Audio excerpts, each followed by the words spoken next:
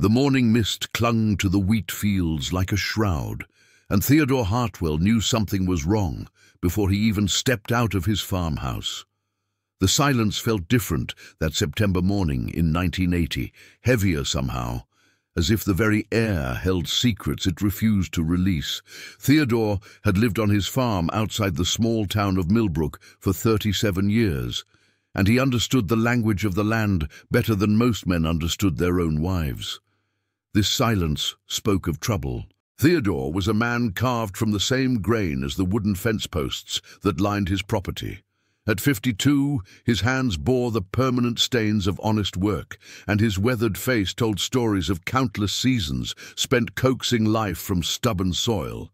His neighbors respected him, his wife Margaret loved him, and his 2 grown children visited every Sunday after church. He was, by all accounts, exactly the kind of man small communities are built upon. The discovery came at dawn, when Theodore made his usual rounds to check on his livestock.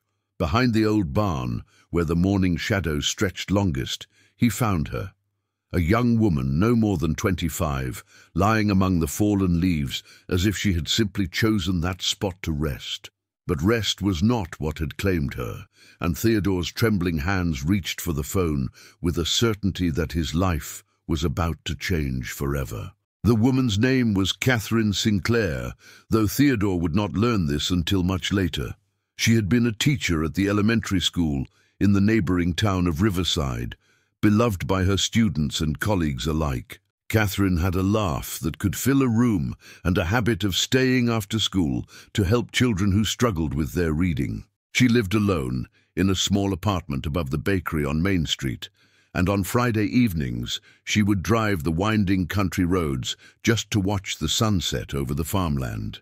On the night she disappeared, Catherine had told her friend Emma that she was going for one of her drives. She had seemed troubled lately, Emma would later tell investigators, though she could not pinpoint exactly why. There had been a sadness in Catherine's eyes, a distraction that seemed to pull her attention to distant places, even during conversations. Emma assumed it was the stress of the new school year, the challenge of managing a classroom full of energetic children while dealing with budget cuts and administrative pressures. The investigation began within hours of Theodore's phone call. Sheriff Douglas Whitmore arrived at the farm with 2 deputies and a photographer, their faces grim with the knowledge that such crimes were rare in their quiet corner of the world. The evidence they gathered seemed straightforward enough. Catherine's car was found parked along the county road, about a quarter-mile from Theodore's property. Her purse was missing, though her jewelry remained untouched. There were no obvious signs of struggle, no witnesses, and no clear motive for anyone to harm such a gentle soul. But investigations, like harvests, rarely yield simple answers. As the days passed and the forensic reports trickled in, a picture began to emerge that would haunt everyone involved. Catherine had not died where Theodore found her.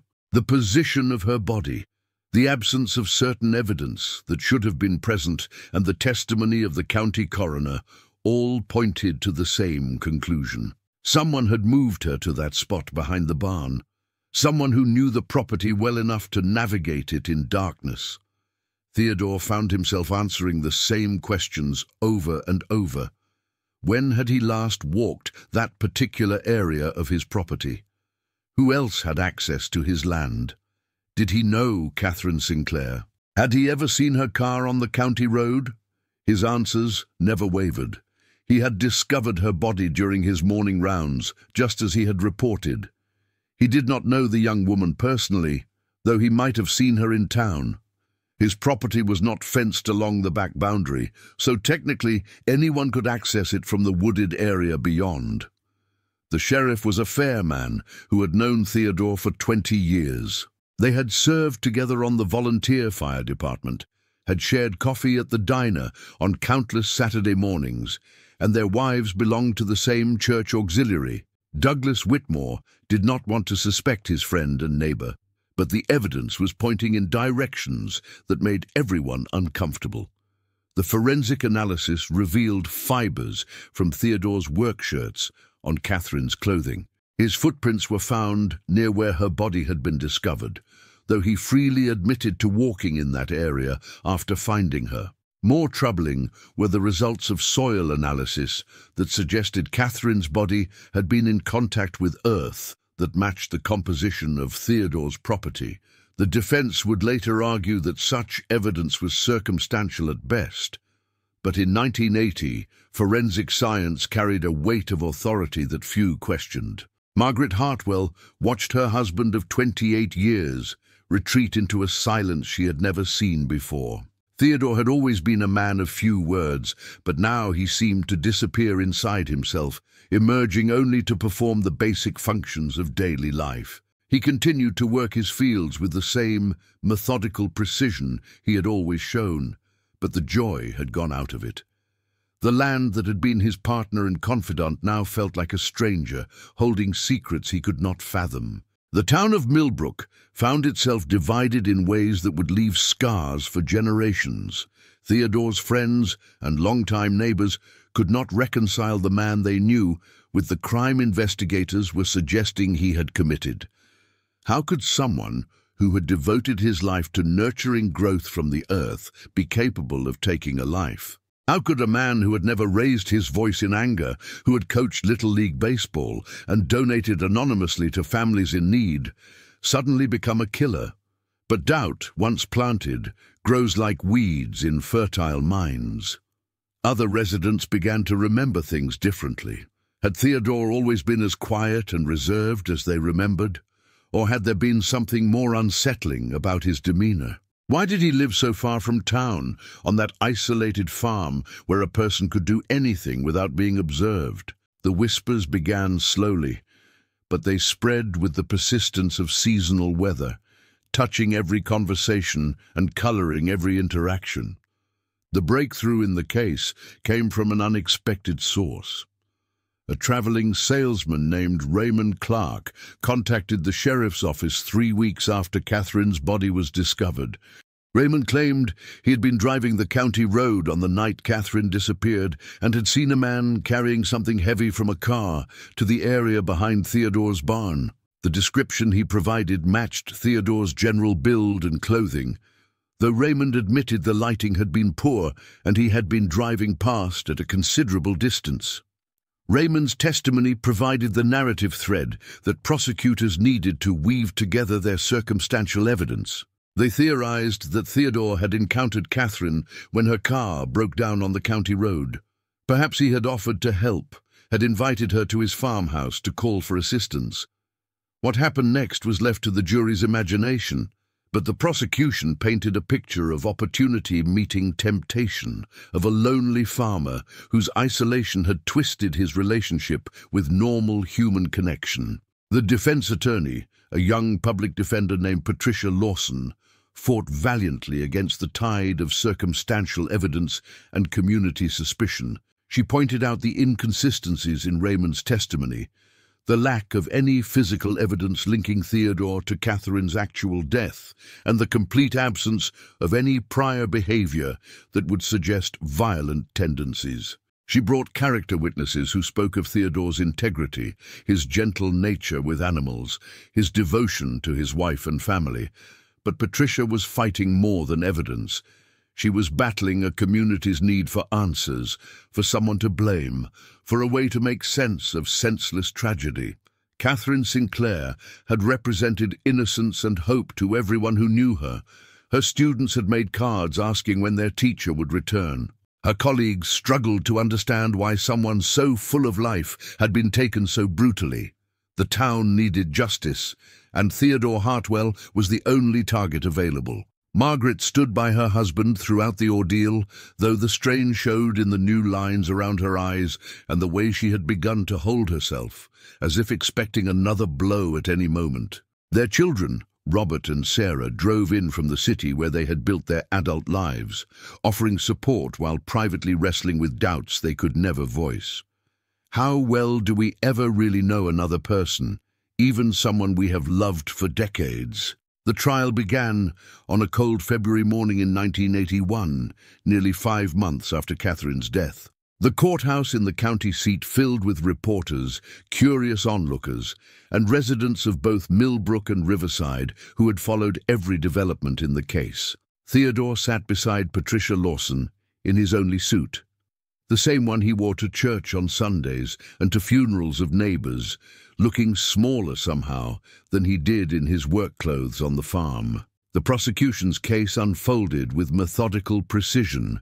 They presented the timeline of Catherine's disappearance, the discovery of her body on Theodore's property, and the forensic evidence linking him to the scene. Raymond Clark took the stand and repeated his account of seeing a man moving something heavy in the darkness. Expert witnesses testified about soil samples and fiber analysis.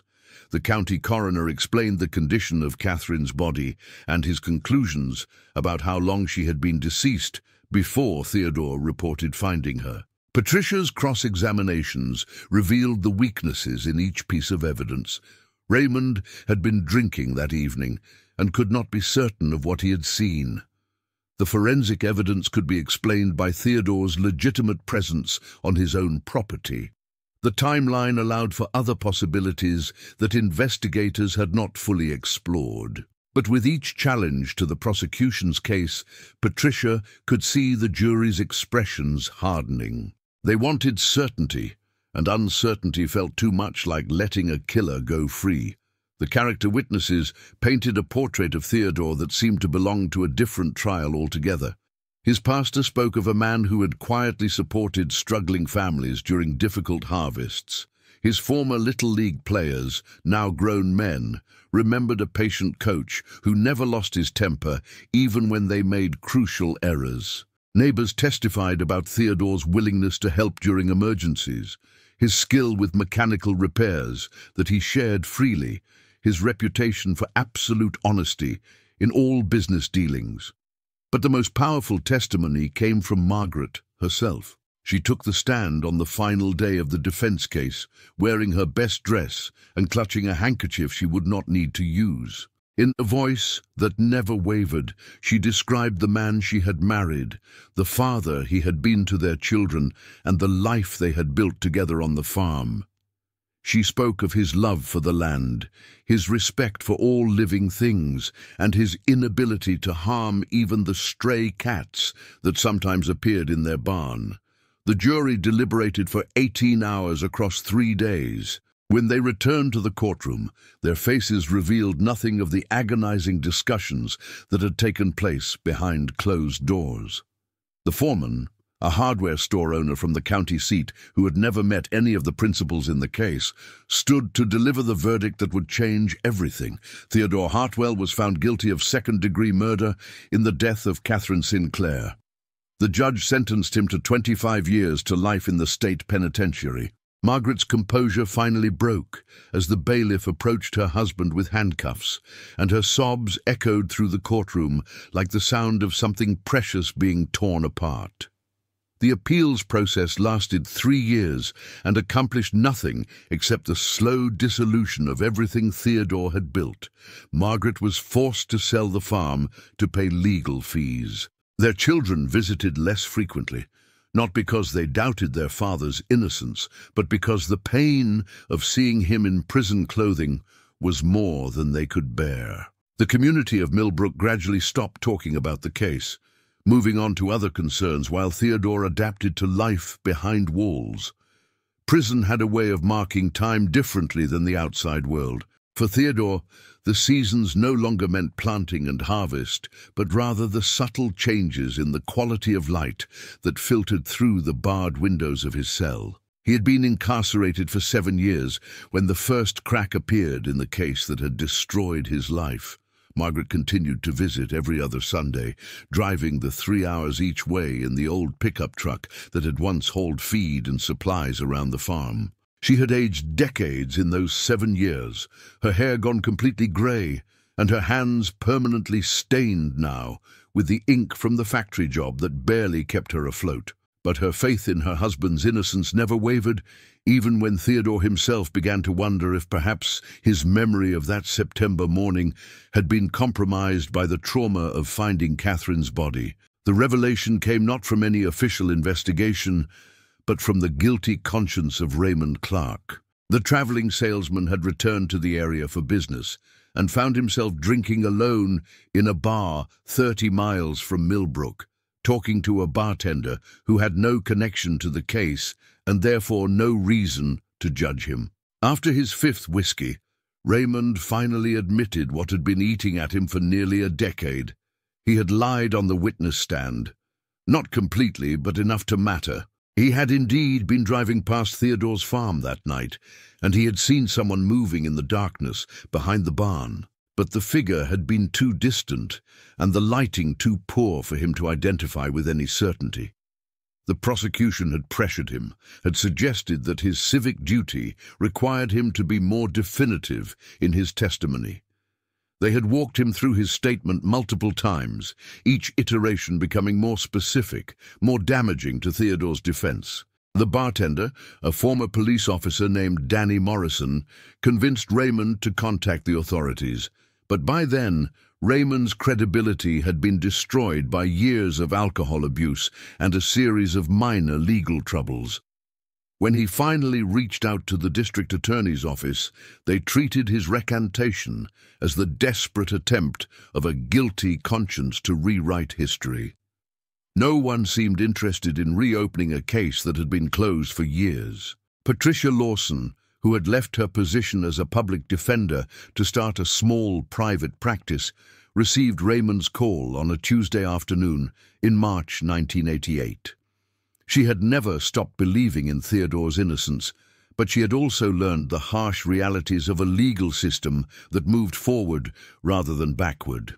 Appeals had been exhausted, and new evidence had to be extraordinarily compelling to warrant reconsideration.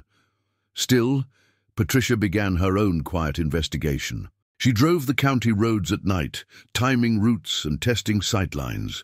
She interviewed Raymond multiple times, recording their conversations and building a file that she hoped might eventually support a petition for clemency.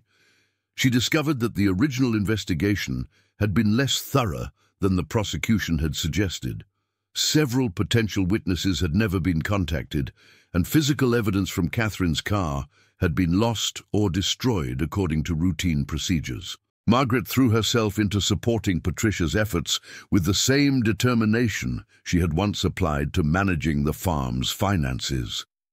She organized letter-writing campaigns, reached out to journalism students at the State University, and slowly began to build a network of people who questioned whether justice had truly been served.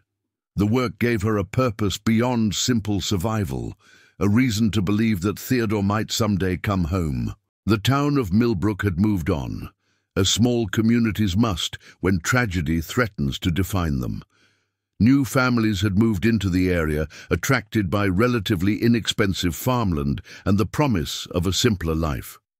These newcomers knew nothing of Catherine Sinclair or Theodore Hartwell, and the older residents seemed content to let the past remain buried. The elementary school where Catherine had taught was eventually closed due to declining enrollment, its windows boarded up and its playground equipment removed. Sheriff Douglas Whitmore retired in 1989, his replacement being a younger man named Kevin Torres, who had grown up in the county but had been away at college during the original investigation. Torres approached the job with modern training and fresh eyes, but he also inherited a filing system full of cases that previous administrations considered definitively closed. The Sinclair murder was one of dozens of files that gathered dust in the basement evidence room. The first significant break came in 1992, when construction of a new shopping centre required excavation near the area where Catherine's car had been found. Workers discovered personal items that had apparently been scattered from the vehicle and overlooked during the original investigation.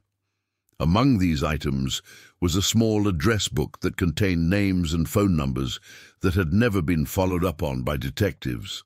Patricia contacted Sheriff Torres with information about the discovered items and found him more receptive than she had expected. Torres had been reviewing cold cases as part of a department modernization effort, and he had noted several procedural shortcuts in the original Sinclair investigation that troubled him. The address book provided new avenues for inquiry that might have changed the entire direction of the case. One name in Catherine's address book belonged to a man named Michael Brennan, who had worked as a maintenance supervisor at the school where Catherine taught. Brennan had left town shortly after Catherine's disappearance, taking a job in another state. The original investigators had apparently never attempted to contact him, despite the fact that several of Catherine's colleagues mentioned that she had seemed troubled by something at work in the weeks before her death. Torres tracked Brennan to a small city in Ohio, where he had built a stable life with a wife and 2 children. When contacted by phone, Brennan initially seemed reluctant to discuss his memories of Catherine or his reasons for leaving town so suddenly. But during a second conversation, he revealed information that cast the original investigation in an entirely different light. Catherine had confided in Brennan about receiving unwanted attention from someone in the community. She had been vague about the person's identity, saying only that it was someone whose reputation would make her allegations difficult to prove. Brennan had encouraged her to report the harassment to authorities, but Catherine had been concerned about the potential consequences for her teaching career. She was supporting her elderly mother in a nursing home and could not afford to lose her job over what might be dismissed as misunderstandings. Brennan had left town because he felt guilty about not doing more to protect Catherine, and because he feared that his knowledge of her situation might somehow implicate him in her death. He had been planning to come forward during Theodore's trial, but his lawyer had advised him that his testimony would be largely hearsay and might do more harm than good. This new information prompted Torres to re-examine the physical evidence from the original investigation. What remained after more than a decade was limited, but advances in forensic science had made it possible to extract information from samples that had been inconclusive in 1981. Hair and fiber evidence was reanalyzed using techniques that had not been available to the original investigators. The results were startling.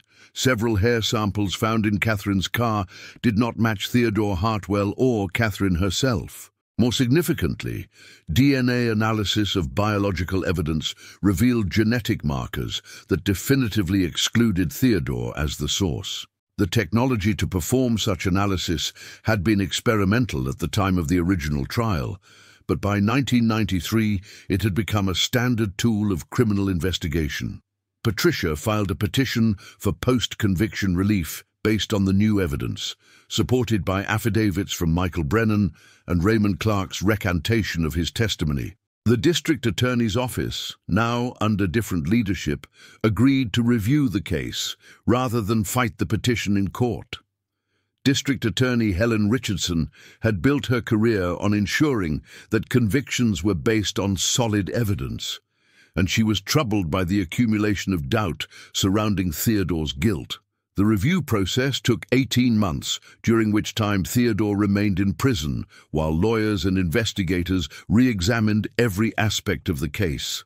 Margaret continued her weekly visits, now carrying hope that felt both precious and fragile. She had learned not to expect quick resolution to anything connected with the legal system, but she allowed herself to believe that truth might finally prevail.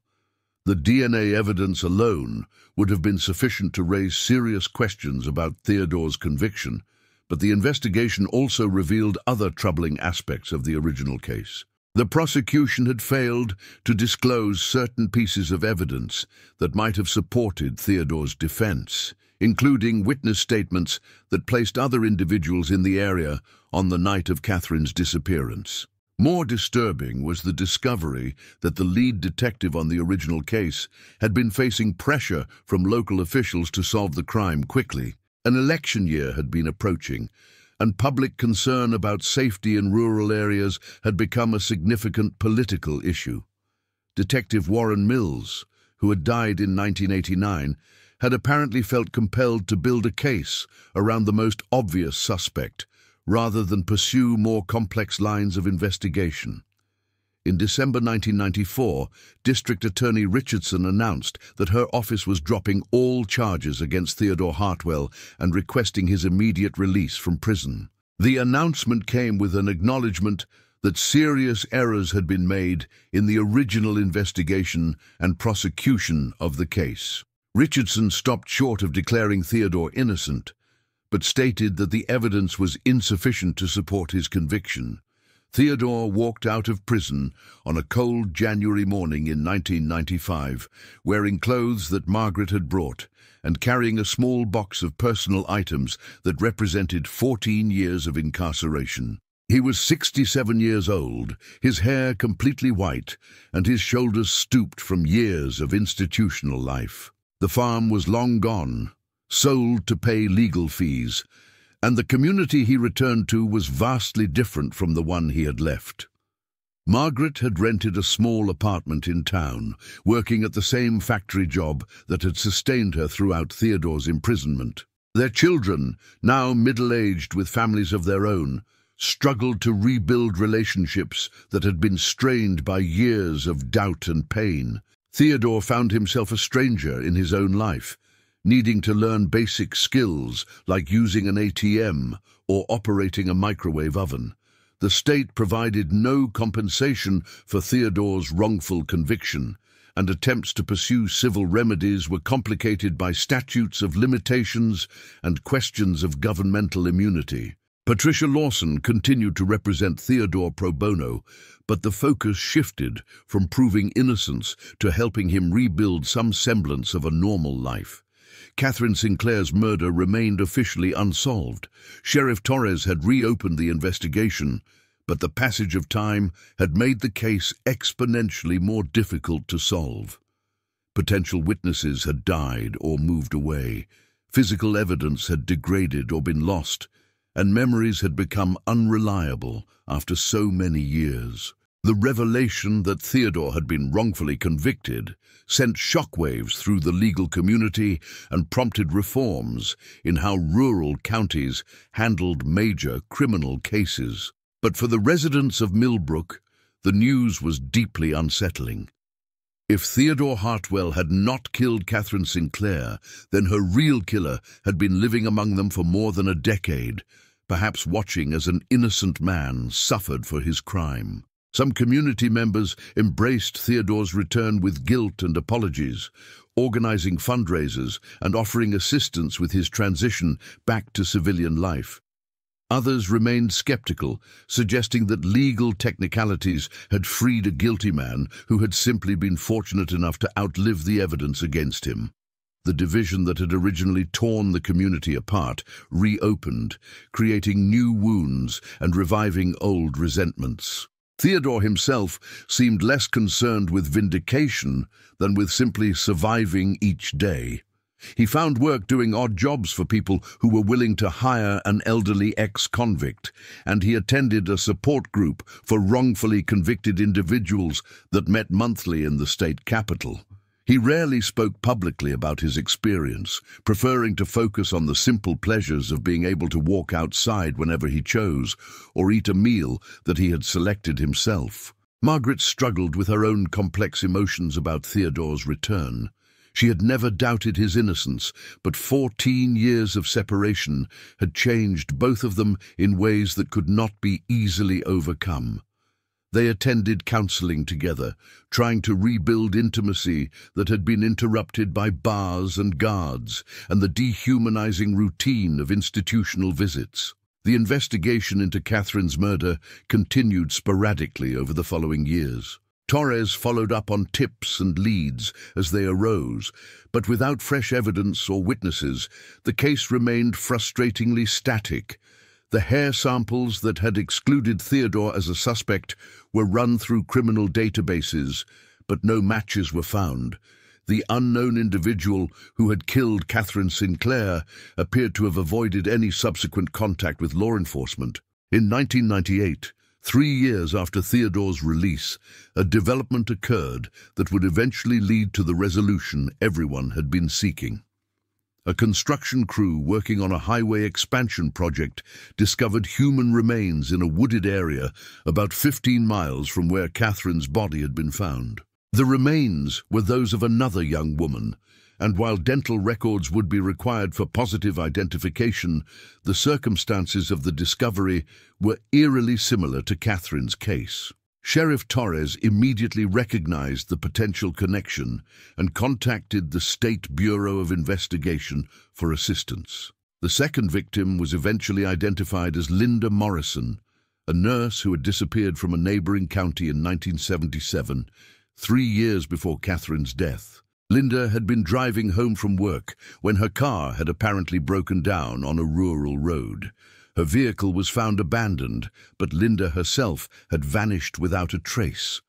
The discovery of Linda's remains prompted a broader investigation into similar cases throughout the region. Detectives identified at least 4 other young women who had disappeared under similar circumstances between 1975 and 1985, all involving vehicles found abandoned on isolated rural roads. Most of these cases had been investigated independently by different jurisdictions, and the potential connections had never been recognized. DNA evidence from Linda Morrison's remains was compared to the unidentified samples from Catherine's case, and the results confirmed what investigators had begun to suspect. The same individual was responsible for both deaths, and likely for the other disappearances as well. The investigation had evolved from a single murder case to a serial killer inquiry spanning multiple states and jurisdictions. The breakthrough that finally cracked the case came from an unexpected source. In 2001, a genealogy website launched a new service that allowed users to upload DNA profiles and search for genetic relatives. A crime laboratory technician named Sarah Chen had the idea of creating profiles for unidentified samples from unsolved cases, hoping that familial matches might provide investigative leads. The profile created from the Catherine Sinclair evidence produced a partial match with a user who had submitted his own DNA to research his family history. The match suggested a relationship consistent with the suspect being a close relative of the website user.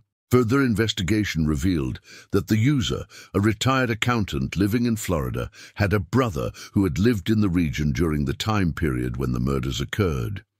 The brother, David Callahan, had worked as a long-haul truck driver in the 1970s and 1980s, which would have given him both mobility and familiarity with rural roads throughout the area. Callahan had died in 1994, just months before Theodore's release from prison, but investigators were able to obtain DNA samples from personal items preserved by his family. The comparison was definitive. David Callahan was the source of the biological evidence found in Catherine Sinclair's car and linked to Linda Morrison's death. Further investigation revealed that Callahan's trucking routes had taken him through all the areas where similar crimes had occurred, and that his work schedule placed him in the vicinity of each disappearance. Callahan's family was shocked by the revelations. His ex-wife, who had divorced him in 1986, admitted that he had become increasingly volatile and controlling in the years before their separation. She had attributed his behavior to job stress and alcohol abuse, never suspecting that he might be capable of violence against strangers. After their divorce, Callahan had moved to another state and largely severed contact with his former life. The resolution of Catherine's case brought a mixture of relief and renewed grief to everyone who had been affected by the tragedy. Her family finally had answers about what had happened to their daughter, but those answers came with the knowledge that her killer had continued to claim other victims while an innocent man served his sentence. Theodore received the news at his apartment, where he was listening to the radio while Margaret prepared dinner. Sheriff Torres had called to inform him personally before the media announcement, a courtesy that Theodore appreciated, even though the vindication felt somewhat hollow after so many years. The real killer was dead, beyond the reach of human justice, and the young woman whose life had been cut short remained just as dead. The announcement triggered a new round of media attention and public soul-searching about the criminal justice system. Theodore found himself reluctantly thrust into the spotlight as an example of how investigations could go wrong and innocent people could be convicted based on circumstantial evidence and community pressure. He participated in a few interviews and spoke at a conference about wrongful convictions, but he generally preferred privacy to advocacy. Margaret felt a sense of closure that she had not expected to experience. For more than 20 years, she had carried the weight of knowing that Catherine's killer remained free while her husband paid for someone else's crime. The knowledge that justice had finally been served, even posthumously, allowed her to release anger that had sustained her through the worst years of their ordeal. The community of Millbrook struggled to process the revelation that a serial killer had operated in their area for years without detection. David Callahan had been a shadowy figure even to those who had known him, a man who kept to himself and whose work kept him away from home for long periods. Residents wondered how many times they might have encountered him at gas stations or diners, never suspecting the danger he represented. The reforms implemented as a result of Theodore's wrongful conviction proved to have wider application as investigators reviewed other cases with fresh perspectives. Several additional convictions were overturned based on improved forensic analysis and more thorough investigations. The tragedy of Theodore's 14 lost years became a catalyst for changes that would prevent similar injustices in the future. In 2003, Theodore and Margaret moved to a small house on the outskirts of town, purchased with settlement money from a civil rights lawsuit against the county. Theodore planted a garden behind the house, his first opportunity to work with soil since his arrest 23 years earlier. His hands had lost some of their strength, but they still remembered the rhythms of planting and cultivation that had defined the first half of his life. The house sat on 3 acres, not nearly enough for farming, but sufficient for Theodore to feel connected to the land again. He grew vegetables that he and Margaret shared with neighbors, and flowers that served no purpose except beauty. On warm evenings, they would sit on their porch and watch the sunset over fields that belonged to other farmers, finding peace in the familiar cycles of rural life. Catherine Sinclair was finally laid to rest in a ceremony that drew hundreds of people from communities throughout the region. Her family had kept her remains in storage for more than 2 decades, waiting for the day when her killer would be identified and justice would be served. The funeral became both a celebration of her life and a recognition of the pain that her death had caused to so many innocent people. Sheriff Torres, now approaching retirement himself, reflected on the case that had defined much of his career. The investigation had taught him the importance of questioning assumptions and following evidence wherever it led, even when that path challenged conventional wisdom or popular opinion. He implemented training programs for his officers that emphasized the dangers of tunnel vision and the value of considering alternative theories throughout an investigation. The genealogy technique that had finally identified Catherine's killer became a standard tool in cold case investigations. Sarah Chen, the laboratory technician whose innovative thinking had cracked the case, found herself in demand as a consultant on similar cases throughout the country. The intersection of modern technology with traditional detective work opened new possibilities for solving crimes that had previously seemed hopeless. Theodore lived quietly for several more years, tending his garden and slowly rebuilding relationships with his children and grandchildren. He died peacefully in his sleep in 2009, at the age of 81, having experienced both the worst and the best that human nature had to offer. His funeral drew people from across the state, including many who had worked to prove his innocence and others who had simply been moved by his story of endurance and forgiveness. Margaret continued to live in their house until her death in 2015. She had become an advocate for criminal justice reform, speaking at conferences and supporting organizations that worked to prevent wrongful convictions.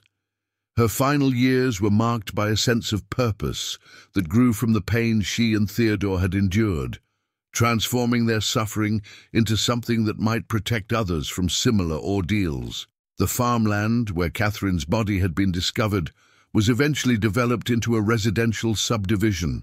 A small park at the center of the development was named in her memory, with a plaque that honored her life as a teacher and acknowledged the tragedy that had touched so many lives. Children played on the playground equipment, unaware of the history beneath their feet, but benefiting from the reforms that had grown out of that history. The case file that had consumed so many lives over so many years was finally closed, but its lessons continued to influence how investigations were conducted and how communities responded to tragedy.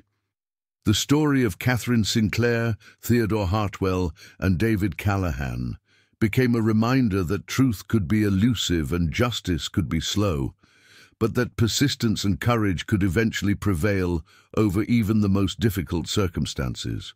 In the end, the wheat fields around Millbrook continued to grow and be harvested, following cycles that were older than human memory and would outlast human concerns. The land held its secrets until they were ready to be revealed, teaching everyone who would listen that patience and careful attention could eventually yield understanding, even when understanding came at a cost that seemed too high to bear. Years after the case officially closed, the ripples of truth continued to spread through lives that had been forever altered by one September morning in 1980. The identification of David Callahan as Catherine Sinclair's killer had answered the question of who, but the deeper questions of healing and meaning would take much longer to resolve. In 2005, Margaret received an unexpected visitor at the small house she shared with Theodore. Emma Rodriguez, who had been Catherine's closest friend and colleague, stood at the front door holding a worn cardboard box. Emma had aged gracefully, her dark hair now silver and her eyes carrying the accumulated wisdom of 3 decades in education. She had risen to become a school principal in a neighboring district, but she had never forgotten the young teacher whose death had haunted her for so many years. "Mrs. Hartwell," Emma began carefully, "I hope you don't mind me coming unannounced. I've been meaning to visit ever since we learned the truth about what happened to Catherine. I wanted to apologize, and I wanted to give you something." Margaret invited Emma inside, where Theodore was reading in his favorite chair by the window. The 3 of them sat in the modest living room that had become a sanctuary after so many years of uncertainty and public scrutiny. Emma placed the box on the coffee table between them, her hands trembling slightly. "These are things that belonged to Catherine," Emma explained. "After she died, her family asked me to go through her classroom and her apartment.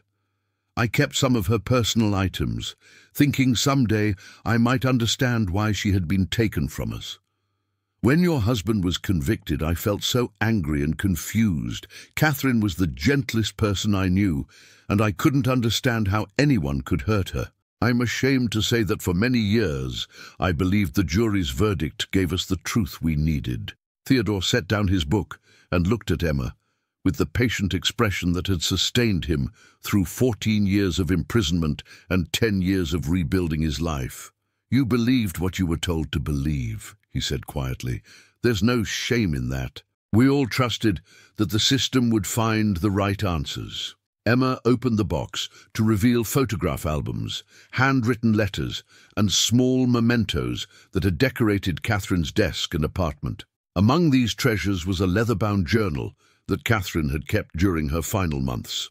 Emma had read it only once, shortly after Catherine's death, but had been too grieved to examine it closely. "I think Catherine would want you to have this," Emma said, lifting the journal from the box. She wrote about feeling watched and followed, but she was so afraid of making accusations against someone whose reputation could be ruined by her suspicions. She never wrote the person's name, but she described feeling unsafe in ways that we all dismissed as stress from teaching.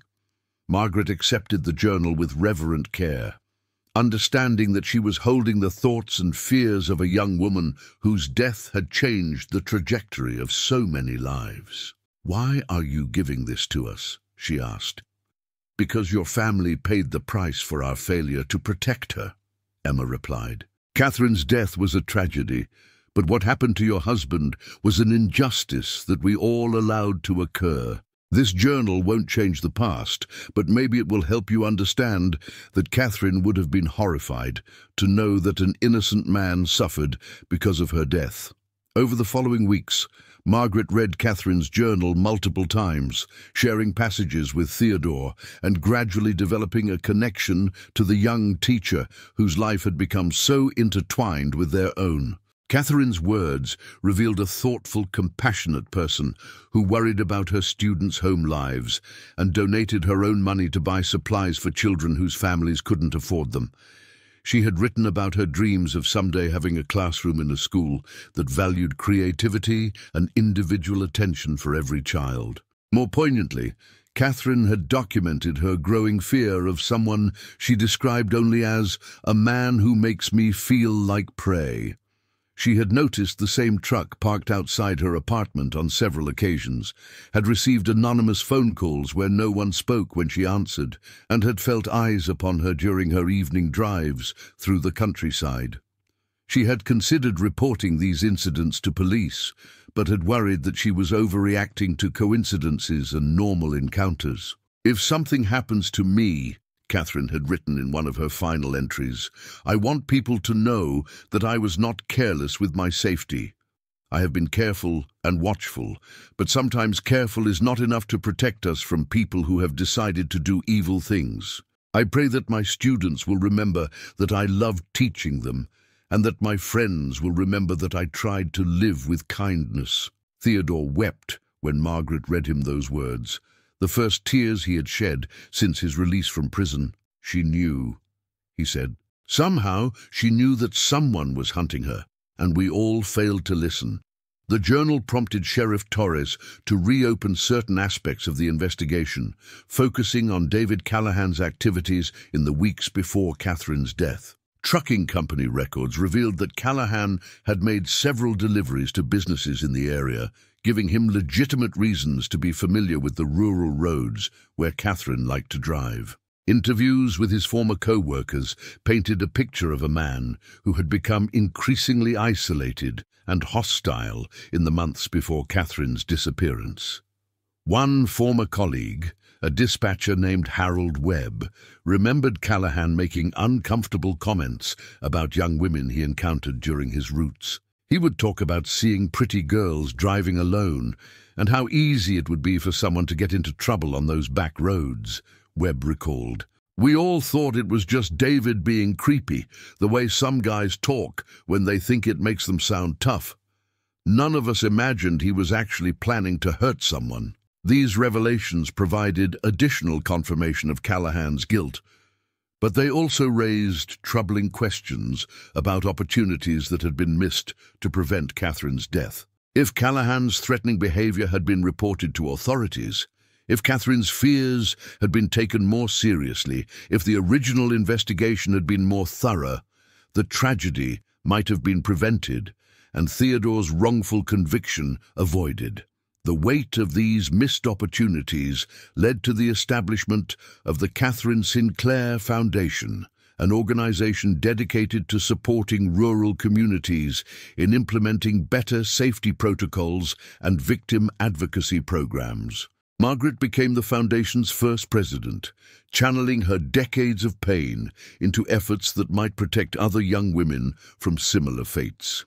Theodore contributed to the foundation's work by developing educational materials about the importance of listening to people who reported feeling unsafe. His unique perspective as someone who had been wrongfully convicted gave him credibility when speaking to law enforcement groups about the dangers of rushing to judgment and the importance of following evidence rather than assumptions. The Foundation's first major initiative was the creation of a hotline where people could report concerning behavior or request safety escorts in rural areas. The program was staffed by volunteers who understood the particular vulnerabilities of small communities, where everyone knew everyone else, and reporting suspicious behavior could have social and economic consequences.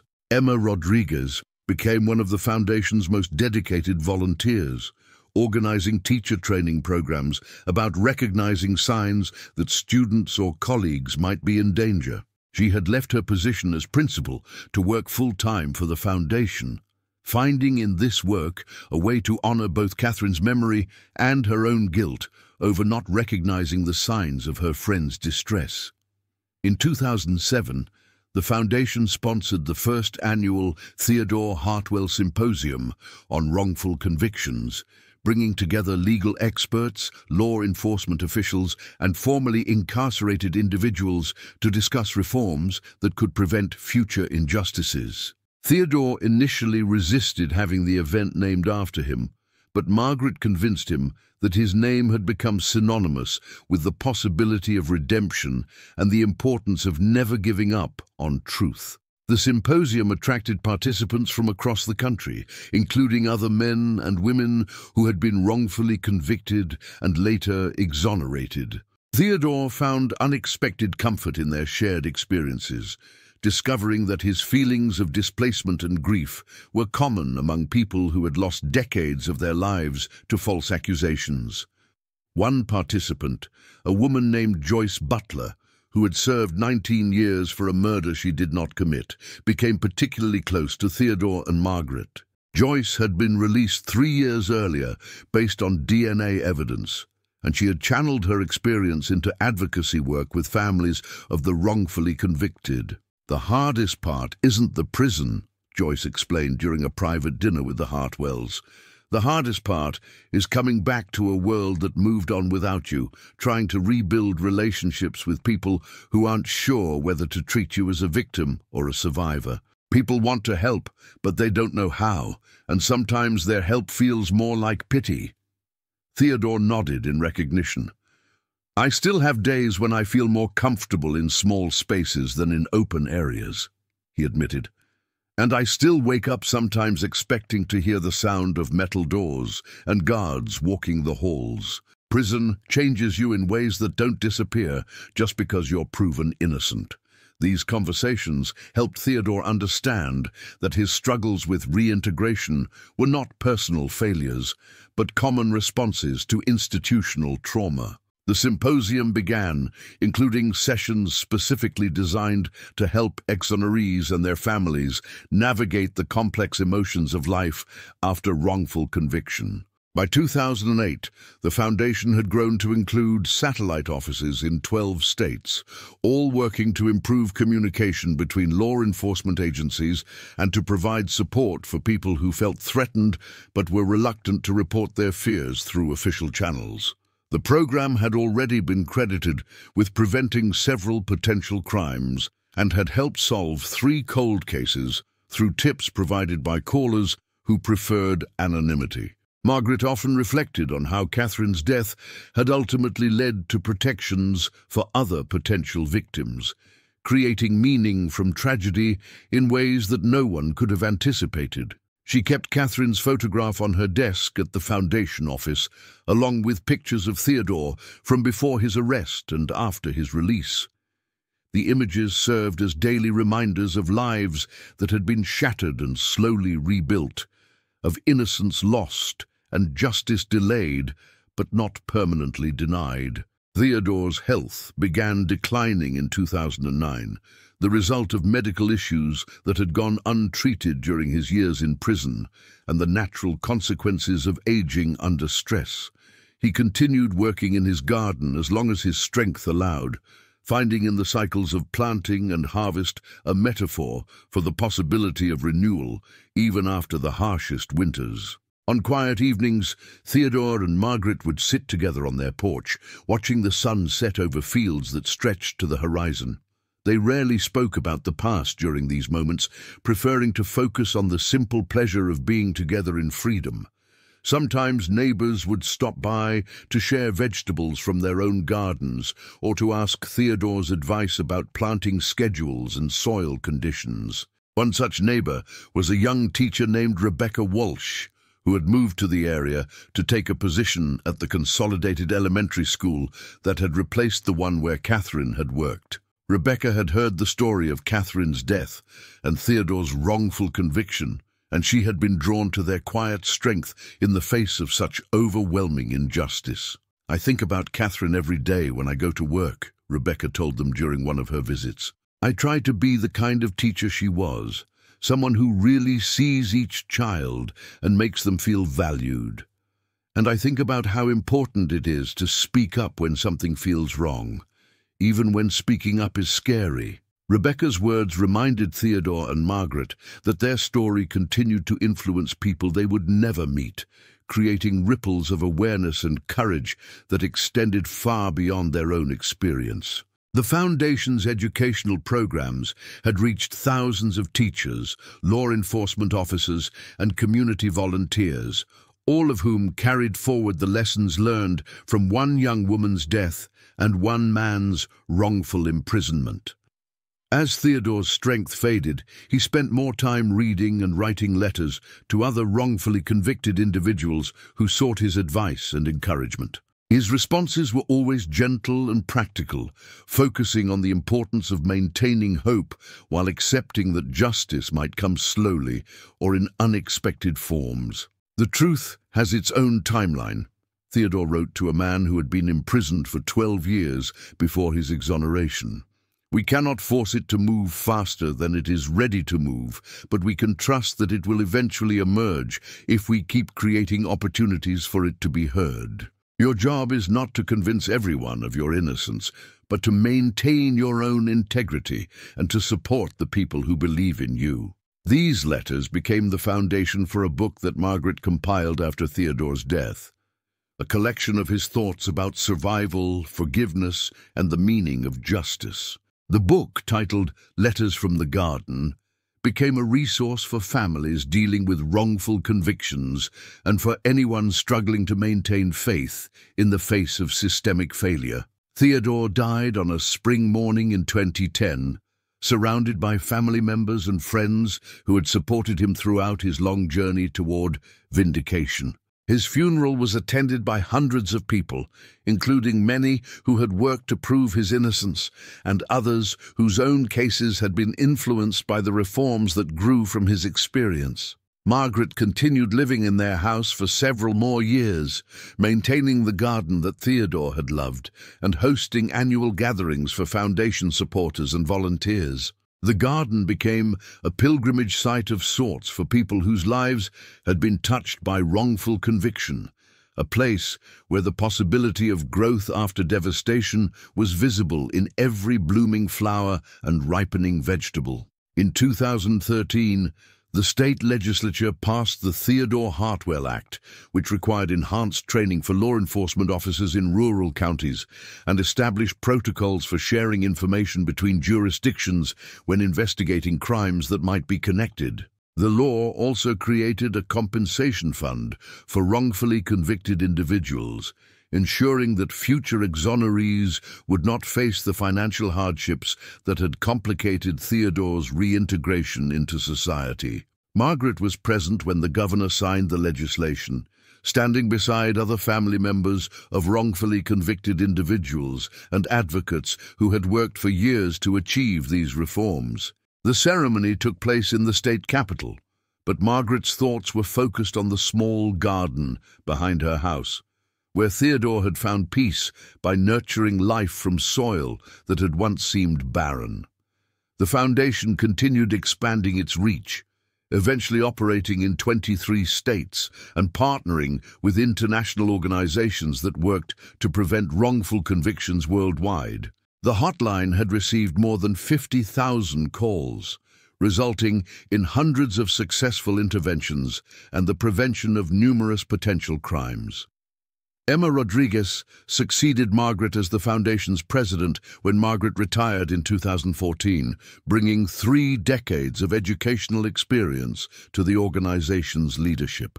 Under Emma's direction, the Foundation developed new programs focused on supporting the children and families of wrongfully convicted individuals, recognizing that injustice created trauma that extended across generations. Margaret spent her final years writing a memoir, about her experience as the wife of a wrongfully convicted man, focusing on the practical and emotional challenges of maintaining a marriage under such extraordinary circumstances. The book, Standing by Truth, became required reading in several criminal justice programs and helped other families navigate similar ordeals. She died peacefully in 2015 in the bedroom she had shared with Theodore in the house they had bought with their settlement money. Her funeral was held in the same church where she and Theodore had been married 50 years earlier, and her burial plot was adjacent to his in the small cemetery overlooking the fields where he had farmed for most of his life. The house where Margaret and Theodore had found their final peace was purchased by the foundation and converted into a retreat center for families of wrongfully convicted individuals. The garden was preserved as Theodore had designed it, with plaques identifying the various plants and explaining their symbolic significance in the context of growth, patience, and renewal. Rebecca Walsh, the young teacher who had been inspired by Catherine's example and the Hartwell's resilience, eventually became the retreat center's director. She organized workshops and support groups that brought together people from across the country who were dealing with the aftermath of wrongful conviction. This place teaches us that healing is possible even after the most devastating losses, Rebecca would tell visitors to the retreat center. Theodore and Margaret showed us that love can survive injustice, that truth can emerge from darkness, and that suffering can be transformed into service to others. The retreat center's library contained thousands of books about criminal justice reform, victim advocacy, and restorative justice. But its most treasured items were Theodore's handwritten letters and Margaret's personal journals documenting their journey from devastation to vindication to service. These materials provided insight into the daily realities of maintaining hope under seemingly hopeless circumstances. Catherine Sinclair's memory was honored through a scholarship program that provided financial assistance to education students who planned to teach in rural areas. The scholarship recipients were required to complete training in recognizing signs of domestic violence and stalking, ensuring that future teachers would be better equipped to protect vulnerable students and colleagues. The scholarship program had supported more than 200 future teachers by 2020, each of whom carried forward Catherine's commitment to nurturing young minds while remaining vigilant about safety issues. Many scholarship recipients maintained contact with the foundation throughout their careers, reporting incidents that might have been overlooked and advocating for students who seemed to be at risk. David Callahan's identity as a serial killer had been established conclusively through DNA evidence and investigative work, but his death had prevented the criminal justice system from achieving the closure that comes with prosecution and conviction. This unsatisfying resolution led to new protocols for preserving evidence in unsolved cases and for conducting posthumous investigations when suspects died before being charged. The techniques developed to solve Catherine's case became standard practice in cold case investigations nationwide. The combination of genetic genealogy, improved forensic analysis, and systematic review of related cases had opened possibilities for solving crimes that had previously seemed hopeless. By 2025, these methods had led to the resolution of more than 3,000 cold cases, bringing closure to families who had waited decades for answers and freeing dozens of wrongfully convicted individuals.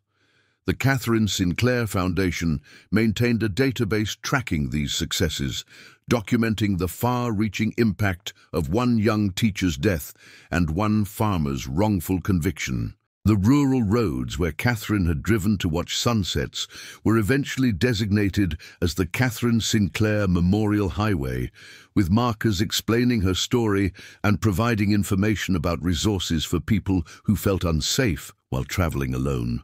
The highway designation was part of a broader effort to improve lighting and communication coverage in rural areas where crimes were more likely to go unnoticed. The farmland, where Theodore had lived and worked for most of his adult life, was eventually developed into a residential community, but the developers preserved a portion of the original farmhouse and barn as a historical site.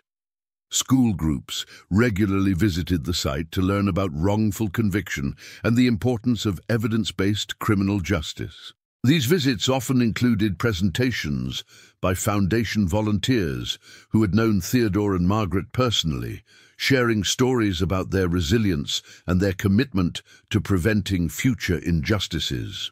The presentations emphasized that ordinary people could make extraordinary differences when they refused to accept injustice as inevitable. The memorial garden planted on the site where Catherine's body had been discovered grew into a peaceful space where visitors could reflect on the fragility of life and the importance of protecting vulnerable members of society. The garden contained plants native to the region, chosen for their ability to thrive in difficult conditions and to return each year despite harsh winters. As decades passed, and the individuals directly involved in Catherine's case aged and died, their story continued influencing new generations of law enforcement officers, prosecutors, defense attorneys, and victim advocates. The case became a standard study in criminal justice courses, illustrating both the potential for error in the legal system and the possibility of redemption through persistent pursuit of truth. The questions raised by Catherine's death and Theodore's wrongful conviction had evolved into broader discussions about how communities could better protect their most vulnerable members while ensuring that justice was based on evidence rather than assumption or prejudice. These discussions continued in academic conferences, policy debates, and training programs that reached thousands of criminal justice professionals annually. The wheat fields around Millbrook continued their eternal cycles of planting, growth, and harvest, indifferent to human struggles, but providing a constant reminder that life persists through all seasons. New families moved into the area, drawn by affordable land and the promise of rural tranquility, largely unaware of the tragedy that had once divided the community. Those who did learn the story often found in it a source of hope rather than despair, evidence that truth could prevail even when it seemed permanently buried, that love could survive the most severe tests, and that meaning could emerge from the most senseless suffering. The story had become part of the community's identity, not as a source of shame, but as a reminder of the importance of seeking justice with humility and compassion. In the end, Catherine Sinclair's brief life had touched more people than she could have imagined during her quiet years as a rural teacher. Her death had led to reforms that protected countless other potential victims, while her memory inspired generations of educators to pay closer attention to the safety and well-being of their colleagues and students. Theodore Hartwell's 14 years of wrongful imprisonment had demonstrated both the fallibility of human justice and its capacity for correction when people refused to accept convenient answers. His patient endurance of injustice and his gentle response to vindication had shown that dignity could survive the most dehumanizing circumstances. Margaret's unwavering loyalty and her transformation of grief into advocacy had proven that love could indeed move mountains, that individual determination could challenge institutional power, and that the deepest wounds could become sources of healing for others. Together, their stories wove a tapestry of human resilience that continued inspiring people who faced their own struggles with injustice, loss, and the challenge of maintaining hope when hope seemed impossible. The fields where their drama had unfolded remained fertile ground, yielding harvests of wisdom and compassion for anyone willing to tend them with patience and care.